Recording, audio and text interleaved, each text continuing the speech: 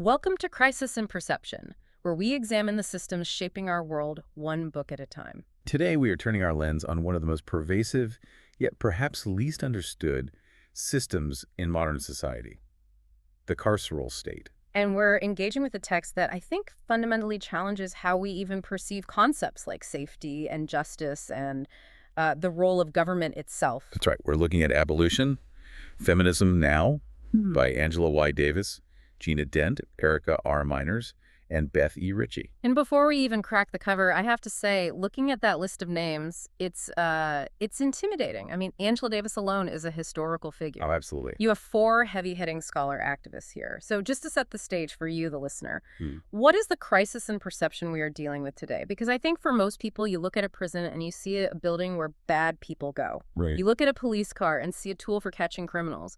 What are we missing in that picture? That is exactly the crisis. The crisis is the tendency to view prisons and policing as neutral tools.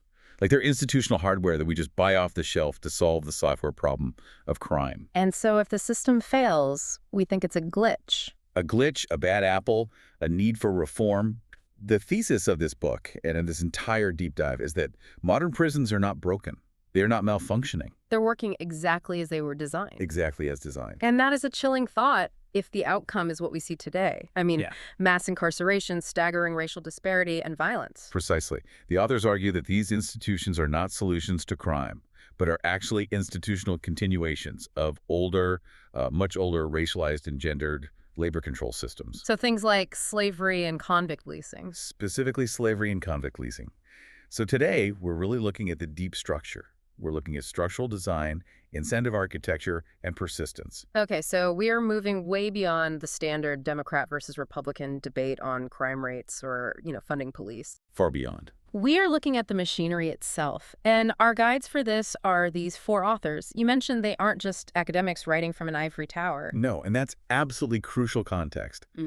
Davis, Dent, Miners, and Richie bridge the gap between high-level theory, the stuff you read in a PhD seminar, and the gritty, exhausting reality of on-the-ground organizing.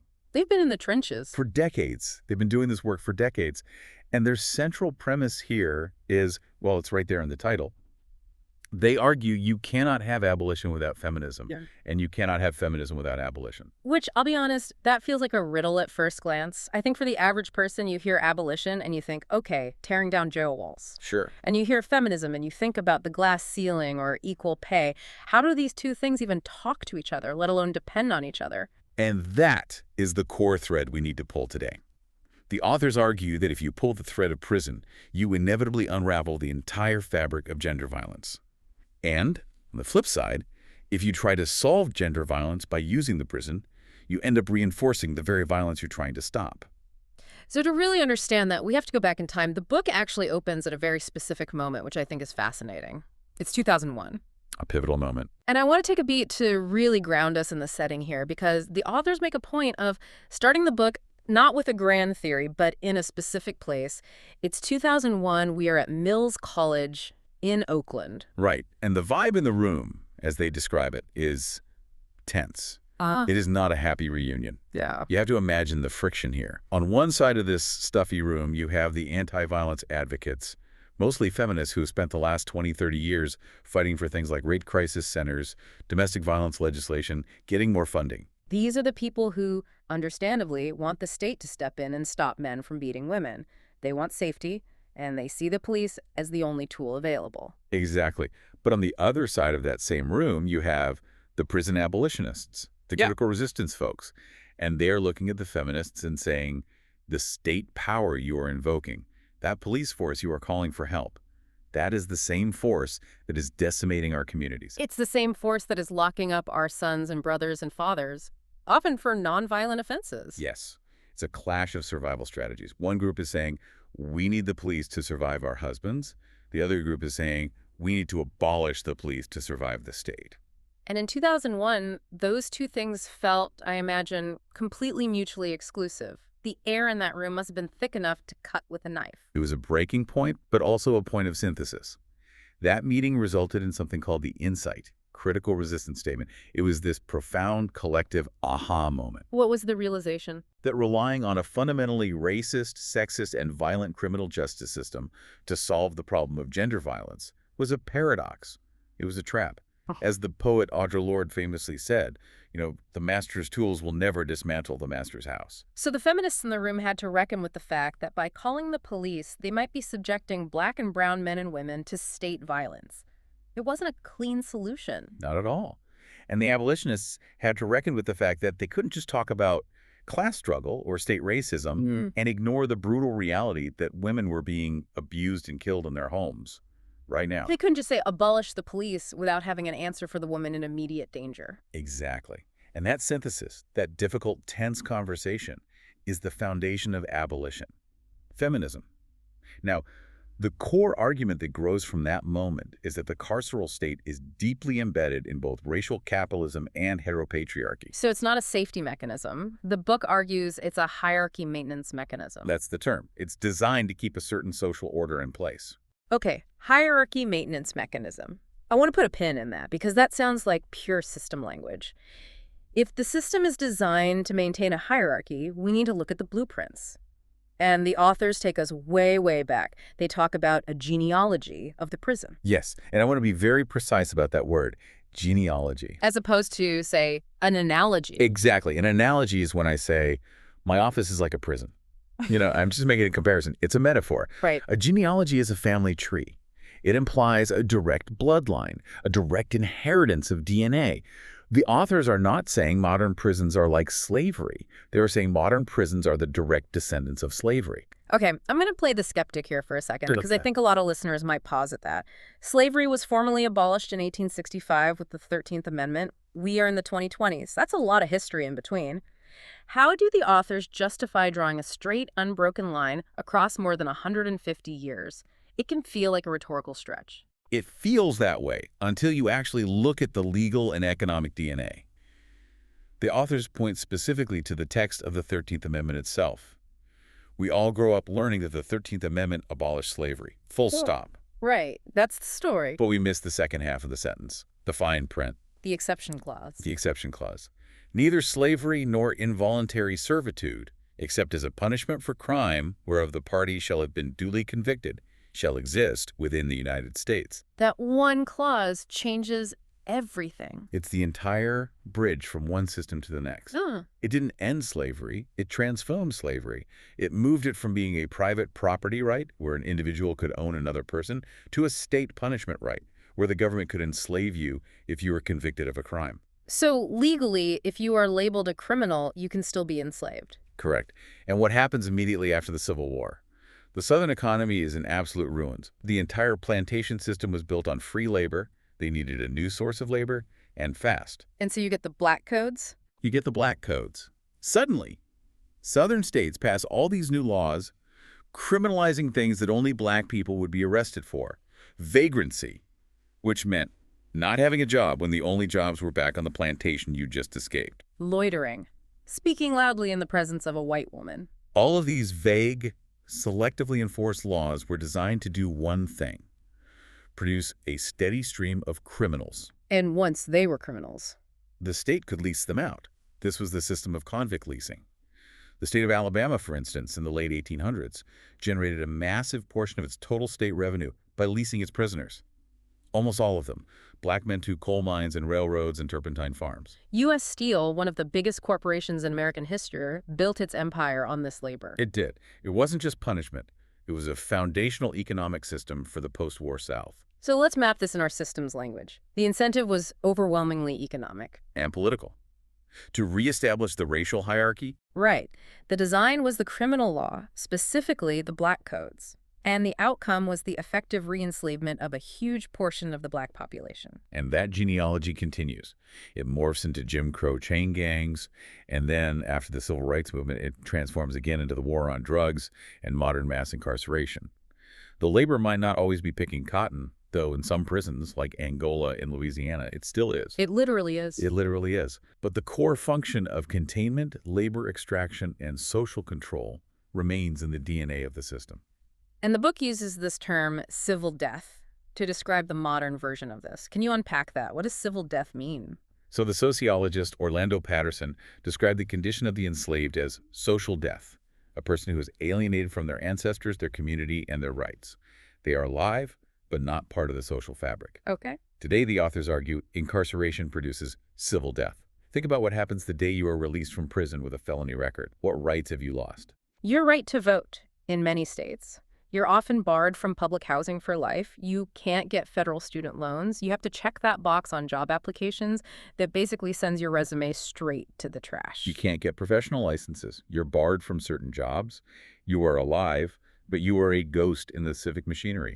You've been stripped of the fundamental attributes of citizenship. And the book's point is that this isn't an accidental side effect of prison. No. They argue it is the function of prison. It's part of the design.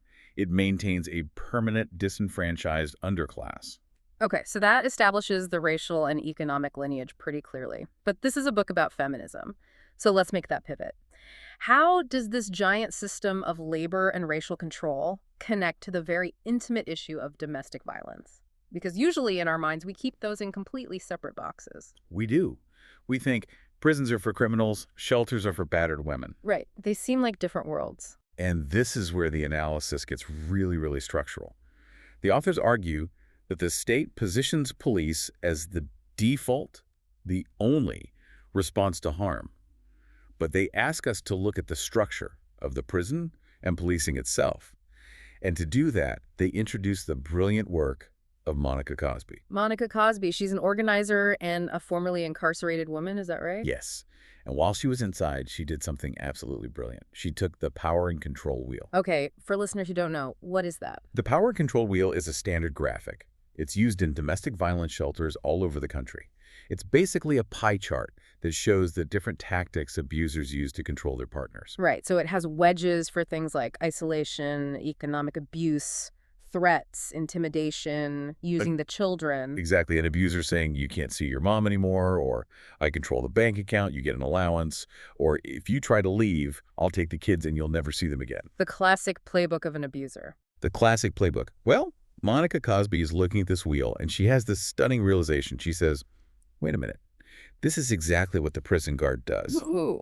The institution of the prison uses the exact same tactics as an abusive partner. Let's walk through that comparison because that is a huge claim. Let's take isolation. An abuser isolates you from your support network.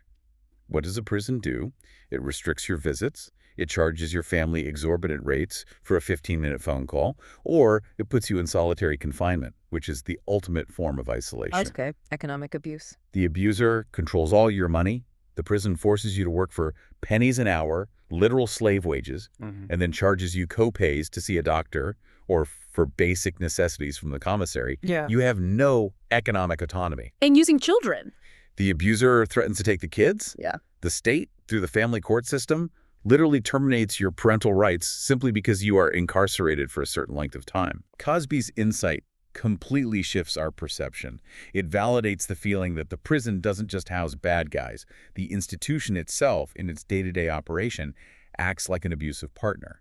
It is a system of intimate violence at a mass scale. Which really flips the script. Because if the state acts like an abuser, then calling the state to help you with your abuser is, well, it's not going to work. It's incredibly dangerous. Yeah. You're essentially asking one abuser to protect you from another. And this leads us directly to the concept of carceral feminism. Carceral feminism. This is a term the authors use to describe a specific trap that they argue mainstream white feminism fell into. Yes.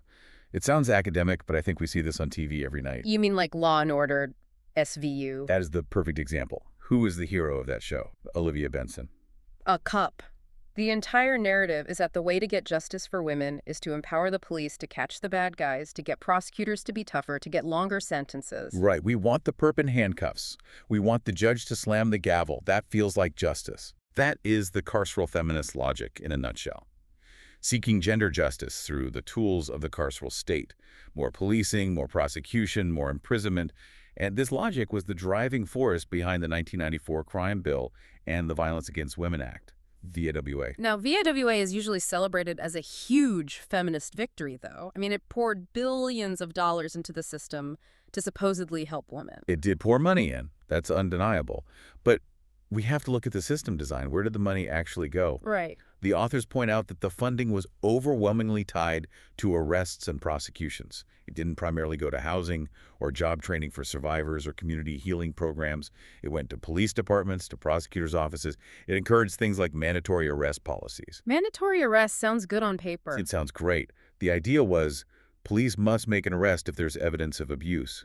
It's meant to stop them from just walking away from a scene and saying, "You two work it out." That was the problem for a long time. Police wouldn't take it seriously. Exactly. But let's look at the outcome of this reform. Police show up to a domestic dispute. It's a chaotic, traumatic scene. Maybe the woman fought back to protect herself. Maybe she scratched him. The police, who are now mandated to make an arrest, and often don't want to figure out the complex nuance of who the primary aggressor is. They just arrest both of them. They arrest both of them. It's called a dual arrest. So now the survivor, the person who called 911 for help, is in handcuffs. She has a criminal record. She might lose her job. She might lose her housing. The system that was supposed to save her has now entrapped her. And the authors argue this disproportionately affects Black, queer, and trans survivors. Disproportionately is an understatement. The book makes it clear that if you are a Black trans woman and you call the police because you are being attacked, there's a very high statistical probability that you will be the one profiled as the aggressor and arrested. It's about who the police perceive as the criminal and who they perceive as the victim. And those perceptions are shaped by racism, transphobia, and sexism. The authors discuss the erasure of women of color in these narratives. We all know the name George Floyd, as we absolutely should. But they point out how Breonna Taylor's story is often sidelined or treated as just collateral damage in a botched raid, rather than a central example of state violence against women in their own homes. This expansion of the carceral state into what used to be considered social or family problems, this is what they call the carceral creep, right? Yes. The system creeps into every social problem and redefines it as a crime. Homelessness becomes vagrancy. A mental health crisis becomes disorderly conduct. A domestic dispute becomes felony battery. We are using a hammer to fix a clock, and then we're surprised when the clock shatters. Exactly. And this creep isn't just local. The book takes this certain, and I think really important, zoom out. It goes global. They start talking about militarization and internationalism. So why is it important to connect the local cop on the beat in, say, Oakland to the global military-industrial complex? Because they are increasingly sharing a brain, and they are definitely sharing equipment. The authors discuss a program called Urban Shield. This was a massive weapons expo and SWAT training exercise held in the Bay Area every year until activists managed to shut it down in 2019. I remember seeing footage of this. It looked like a war movie. You had SWAT teams rappelling from helicopters, armored personnel carriers, explosions, but it was for local police departments. Exactly, and they were training alongside international military forces, including forces from Israel, Bahrain, Qatar. The system design here is the integration of local policing into global security logics. The logic of counterinsurgency and counterterrorism is being applied to American cities. And the incentive. Massive defense contracts. The defense industry needs a market for its surplus gear. If the war in Iraq winds down, they need someone to sell the tanks and body armor to. So they sell them to the local sheriff's department in Fargo, North Dakota. And it fundamentally changes the mindset of policing. If you dress a cop like a soldier, give him a soldier's weapons, and train him to fight terrorists, he's going to start treating the citizens he's supposed to protect like enemy combatants. Yeah, we see these feedback loops globally. The book highlights the story of Marielle Franco in Brazil. She was a city council member in Rio de Janeiro, a Black, queer, feminist, socialist organizer. So she wasn't just protesting from the outside, she'd gotten inside the system. She was inside. And she was using her position to challenge the brutal, militarized policing in the favelas, the poor neighborhoods. She was exposing the militias, which were basically police death squads that were terrorizing these communities. And she was assassinated for it. She was assassinated in 2018. But the book doesn't end there. It talks about the seeds of Marielle. After her murder, there was this incredible wave of Black, trans, and queer women who ran for office and won, inspired by her legacy. It shows that the struggle is global and the resistance is global. And the tools of oppression are global, too. Yes. The tear gas used on protesters in Ferguson is often manufactured by the same companies that supply tear gas to quell protests in Palestine or South America. It's all one connected industry. Which brings us perfectly to the crisis and perception focus of our show. Systems mapping. We need to map this beast, this this prison industrial complex, to understand why it's so powerful and so hard to dismantle. Right. Let's visualize this for a moment. Imagine a giant whiteboard. To understand this system, we need to map the actors, the incentives, the narratives, and the feedback loops. Okay, let's start with the actors. We've got the obvious ones. Legislators who pass the crime bills, police who enforce them, judges who hand down sentences. But who else is in this ecosystem that we might not see? Corporations. Big ones. The book mentions a specific company, McCarthy Building Companies. In 2019, they were awarded a $2.2 billion contract by Los Angeles County. To build what? A mental health treatment center. That sounds nice. It sounds like progress. It sounds wonderful. But when activists dug into the blueprints, it was a jail. It was designed to be run by the sheriff's department, the same people running the notoriously violent Men's Central Jail it was meant to replace. It was a cage with a medical name. Construction firms and architects have a massive financial incentive to keep the prison boom going. Then there are the service providers. The book calls it the nonprofit industrial complex. This is a really tricky and controversial part of the analysis. These are the anti-violence organizations, the shelters, the service providers. Many of them do heroic work, but many of them rely entirely on state grants to exist. And if your grant funding requires you to cooperate with the police or to report your clients to law enforcement, you effectively become a soft arm of the state. Your ability to critique the system that funds you is neutralized. So the nonprofits are silenced by their own funding structure. Okay, now let's look at incentives. We talked about profit, but there's another powerful one: bureaucratic survival. Oh, this is huge. Systems, like organisms, want to survive. If you try to close a jail, the system will not just surrender, it will reinvent itself to justify its existence. That LA example is perfect. Activists fought for years and finally forced the county to say, okay, we'll cancel the contract to build this new jail. A huge victory. But the system didn't just shrink. The county didn't say, great, we'll invest that $2.2 billion in housing and healthcare.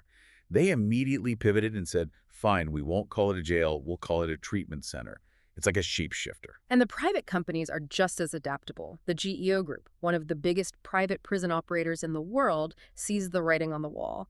Mass incarceration is becoming politically unpopular, so where are they moving their capital? Electronic monitoring, e-carceration. This is one of the scariest parts of the book for me, because it's sold to the public as a humane reform. The pitch is, let people serve time at home with their families. It's so much better than a concrete cell. But the authors argue it just widens the net of control. It turns the home, which should be a sanctuary, into a prison. The person on the ankle monitor often has to pay exorbitant daily fees to the company that owns the device. They're tracked 247 via GPS. Their movements are severely restricted. And who becomes the unpaid warden in this new prison? The family. The mother, the wife, the sister. They become responsible for making sure the device is charged, for enforcing the curfew. Mom, I can't take out the trash. It's outside my designated zone. Honey, you can't go to that job interview. It's not on your approved schedule. The family is deputized to enforce the state's rules, which destroys the very fabric of those relationships. So the cage becomes invisible, but it's everywhere. That is a terrifying system update. Okay, let's map the feedback loops. This is crucial for systems thinking. How does this system sustain and grow itself? The book points to the destabilization loop. Yes.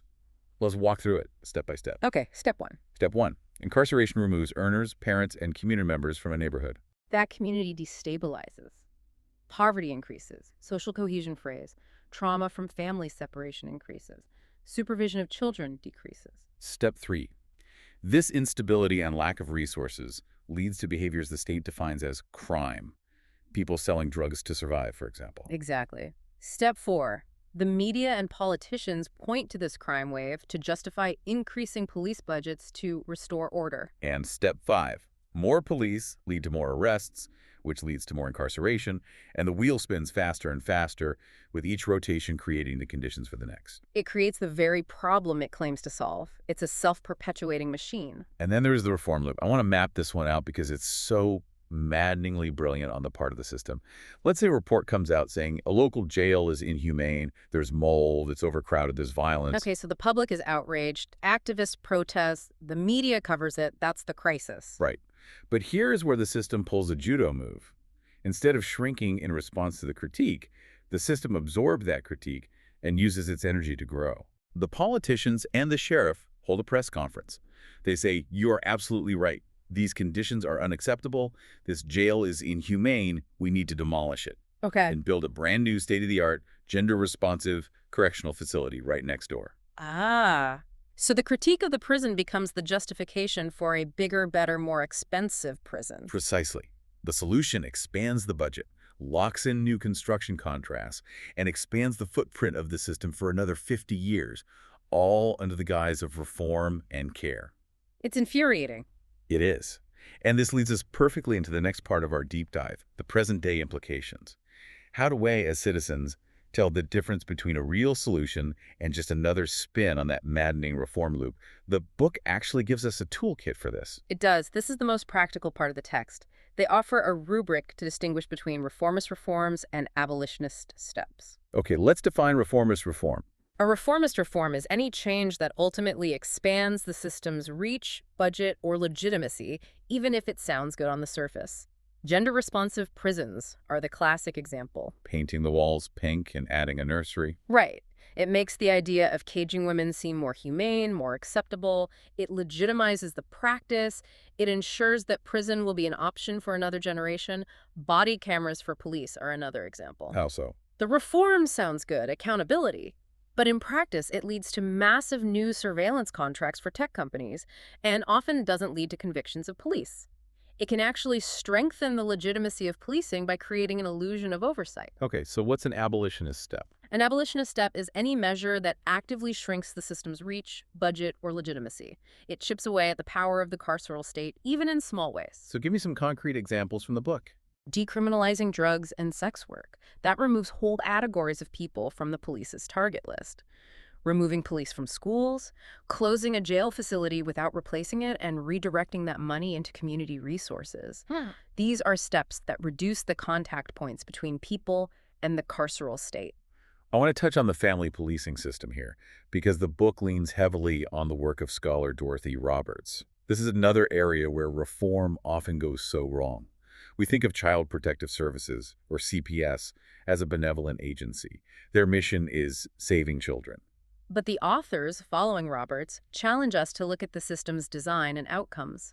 The outcome is the mass separation of Black and Indigenous children from their parents, at rates far higher than for white families. The design is the surveillance of poor families. And this connects all the way back to the welfare queen narrative from the Reagan era, right? It does. In the 80s, the welfare queen myth was manufactured to demonize Black motherhood and justify cutting social safety nets. It painted poor women not as needing support, but as being pathological or bad mothers who were cheating the system. So today, if you are a poor mother and you leave your kid at home alone because you can't afford a babysitter and you have to work a night shift to pay the rent, that's not treated as a poverty problem. It's treated as a neglect problem, a parenting failure. And the state's response is not to provide you with childcare, but to investigate you and maybe take your kids. It functions as a policing system. And the incentive here is often perverse. Federal funding structures have historically paid states more money for foster care placements than for family preservation services. The system has a financial incentive to separate families. So an abolitionist approach would be what? It would be. Give that mother the money she needs for childcare. Don't pay a foster family to raise her child. Pay her to raise her child. Treat poverty as an economic problem, not a moral failing. It seems so simple when you put it that way. But the persistence of the system is the final puzzle. Why does it keep going if it's so expensive, so destructive, and so ineffective at actually creating safety? The book's answer is that the costs are fragmented and the benefits are concentrated. Break that down. The costs, the trauma, the lost wages, the broken families, the destabilized communities are borne by marginalized communities who have the least political power. They are diffuse and hard to see on a balance sheet. But the benefits? The benefits are highly concentrated. The construction contracts, the lucrative salaries for guards and administrators, the political capital for tough-on-crime politicians, the profits for telecom and food service vendors, those benefits go to powerful, well-organized groups who lobby to protect their interests. So it's essentially a wealth transfer machine, moving public resources from poor communities into the punishment industry. That's a very good way to put it. And that brings us right back to the central theme of our show, the crisis in perception. Right. The crisis is that we are trained to see these things as episodic. We see a bad cop, beating someone up on video, Yeah. and we think it's an isolated incident of one officer's cruelty. Or we see a domestic abuser and we think it's a private family tragedy. But abolition, feminism, Yeah. forces us to see the continuity. It forces us to see that the violence of the police on the street, the violence of the partner in the home, and the violence of the state in the prison are all part of one interconnected system. You can't dismantle the prison without dismantling the economic and patriarchal systems that feed it. It challenges the public versus private illusion. What do you mean by that? The state claims domestic violence is a private family matter, right up until it wants to use it as a justification to police a community. Then it suddenly becomes a public crisis that requires more state intervention. The crisis in perception is failing to see that the private sphere of the home and the public sphere of the prison are completely permeable. The violence flows both ways. So where does this leave us? I mean, we've analyzed the design, the incentives, the outcomes. We've mapped this enormous self-perpetuating system. We've critiqued the failures of reform. It feels heavy. It is heavy. But the conclusion of the book is surprisingly hopeful. The title isn't just Abolition, Feminism. It's Abolition, Feminism, now. That last word feels important. The now is the key. They aren't saying abolition is some far-off utopia we might reach in 100 years if we're lucky. They're saying the work of building a different world is happening now. And they reframe abolition not as an absence, but as a presence. Yes, that is the most important shift in perception the book offers. Most people hear abolition and they picture absence. Tear down the prison and leave a hole in the ground. Chaos. Right. What do you do with the murderers? But the authors argue that abolition is not about absence, it's about presence. It's about building the presence of all the life-affirming institutions that make prisons obsolete. So what does that actually look like in practice? Yeah. On the ground? It looks like mutual aid networks. People organizing to feed their neighbors so no one has to steal to eat. It looks like community-based transformative justice hubs, groups of trained mediators who can intervene in conflicts and facilitate accountability for harm without ever calling the police. So, like, if harm happens in a community, instead of immediately asking what law was broken and how long do we lock them up for, They ask a different set of questions. They ask, why did this happen? What does the person who was harmed need to feel safe and to heal? What does the person who caused the harm need to do to make it right? And what do they need to not do it again? it's a much more complex and difficult process than just sending someone away. It's incredibly messy, difficult human work, but it's happening. The book mentions groups like Sisters Uncut in the UK, Sisters Inside in Australia. This is a global movement of people who are, in the book's words, experimenting with freedom every day. Experimenting with freedom. I like that phrasing. It reframes the timeline. We aren't waiting for the government to grant us a perfect solution. We are building the lifeboat ourselves, piece by piece, while the old ship is sinking. And that is the ultimate structural clarity this book provides. As long as the incentive architecture of our society dictates that we fund police to solve social problems, we will get more police and more social problems. To change the outcome, you have to change the design. And that redesign starts in our communities now. It starts with seeing the system clearly. Indeed. This has been a heavy, but I think an incredibly necessary deep dive. We've unpacked a lot of dense history and theory. We have. But these are the analytical tools we need to understand the world we actually live in, not the one we're told exists. Before we go, I want to properly credit the incredible authors behind this work: Angela Y. Davis, Gina Dent, Erica R. Miners, and Beth E. Richie. This book, Abolition, Feminism, now, is a vital tool for understanding our world. We highly encourage you to read it or borrow it from a library. It is absolutely essential reading. This project is free and publicly accessible.